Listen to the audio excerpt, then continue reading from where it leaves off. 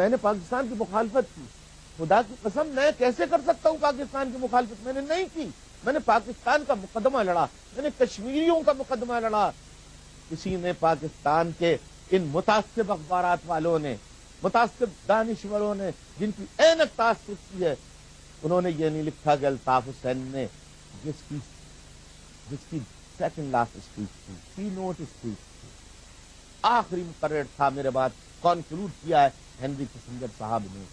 میں نے کہا میں 2 روز سے تقاریر سن رہا ہوں، یہ جمہوریت، دنیا کی سب سے بڑی جمہوریت کا ملک ہے یہ، جسے انڈیا بھارت کہتے ہیں، وہاں 2 روزہ کانفرنس ہو رہی ہے، وہاں انسانیت کی باتیں ہو رہی ہیں، وہاں دوستی کی باتیں ہو رہی ہیں، وہاں ہیومن رائٹس کی باتیں ہو رہی ہیں، مگر مجھے افسوس ہے کہ کسی مقرر نے مظلوم فلسطینیوں کا تذکرہ اس اسٹیج پر۔ مجھے افسوس ہے کہ مظلوم عراقی مسلمانوں کا تذکرہ اس اسٹیج سے کسی نے نہیں کیا۔ اگر صدام حسین ڈکٹیٹر تھا تو عراق کے غریب مظلوم سویلین کو ڈکٹیٹر نہیں تھے، انہیں کس بات کی سزا دی جا رہی ہے؟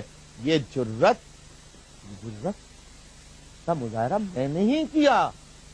انڈیا کے اندر کھڑے ہو کر یہ ملک دشمنی ہے، یہ اسلام دشمنی ہے؟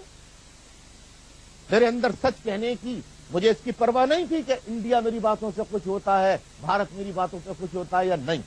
میں نے کہا یہ بات، میں نے بھارت کے اسٹیج پہ کھڑے ہو کے کہا کہ بھارت پاکستان اب حقیقت ہے، تمہیں پاکستان کو تسلیم کرنا ہوگا، پاکستان کو تسلیم کرنا ہوگا، کشمیر کا مسئلہ حل کرنا ہوگا، اور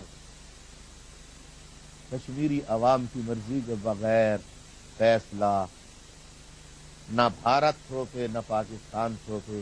یہ میں نے وہاں کہا ہے، کشمیر کشمیریوں کا ہے۔